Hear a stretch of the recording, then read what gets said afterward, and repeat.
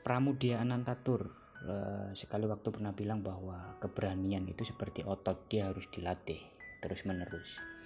Saya rasa bukan hanya keberanian yang seperti otot, tapi dalam hal beragama kita juga harus berlatih terus menerus. Salah satunya pakai logika dan cara berpikir yang jernih. Misalnya begini, saya pernah ketemu dengan seorang kawan yang dia menyebut punya jalan rohani. Jalan rohani ini ia tempuh setelah ia merenung lama, melakukan serangkaian kontemplasi, melakukan bermacam renungan. Akhirnya dia sampai pada kesimpulan bahwa jangan-jangan skenario Tuhan nanti di akhirat tidak sama dengan informasi-informasi yang selama ini kita terima. Misalkan seperti ini, jangan-jangan nanti Tuhan itu di akhirat tidak menggunakan hak prerogatifnya untuk memasukkan seorang hambanya ke surga dan ke neraka itu berdasarkan, katakanlah misalkan amal solehnya, kebaikannya, atau apapun saja, tapi berdasarkan ketertiban dia berlalu lintas. Jadi seberapa tertib dia tidak melanggar marka, seberapa taat dia terhadap rambu-rambu lalu lintas dijadikan parameter utama untuk masuk surga. Bukan intensitas datang ke masjid, bukan seringnya mengikuti pengajian-pengajian dan majelis-majelis yang selama ini kita sangka di sanalah Tuhan berada.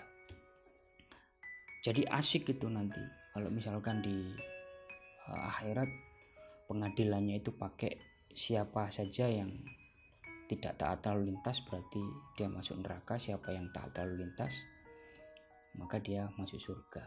Karena semua orang pernah merasakan jalan raya, kiai, pastor, seniman, agamawan, guru, semuanya pernah berjalan di jalan raya.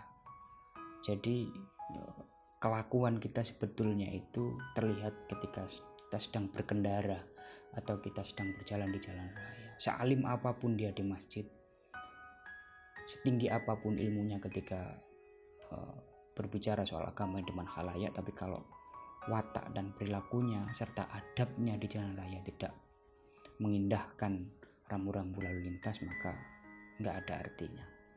Jadi itu alternatif pertama. Alternatif kedua, dia cerita jalan rohani yang sedang dia tempuh saat ini adalah habis sholat rutin, sholat 5 waktu, dia selalu mengirim Fatihah kepada setan. Mengapa setan? Karena dia berpendapat bahwa jangan-jangan nanti Tuhan memasukkan hambanya di surga itu pakai ada yang disebut sebagai jalur testimoni. Jadi Tuhan akan mengumpulkan sebanyak mungkin orang, kemudian diminta mereka untuk memberi testimoni terhadap seorang hambanya. Jika testimoni itu hasilnya baik, maka dia akan masuk surga.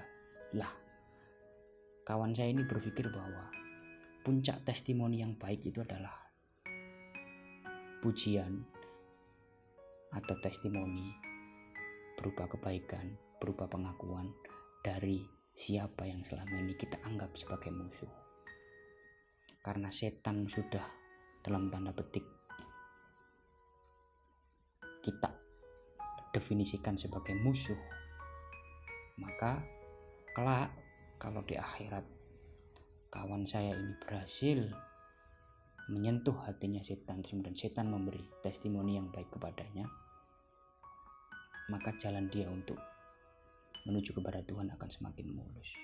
Tidak ada testimoni yang lebih baik dibandingkan testimoni dari seorang yang selama ini atau dari pihak yang selama ini kita anggap sebagai setan. Saya pikir cara-cara beragama seperti ini dengan kemampuan mengasah logika yang tinggi seperti ini harus dikembangkan dengan baik.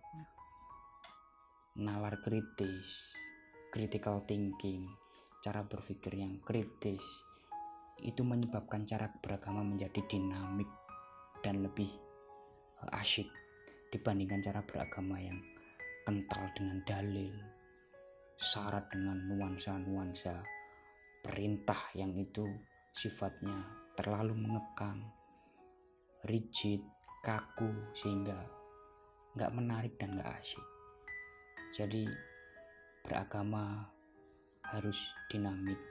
Sebisa mungkin kita latih sebagaimana kita melatih otot kita.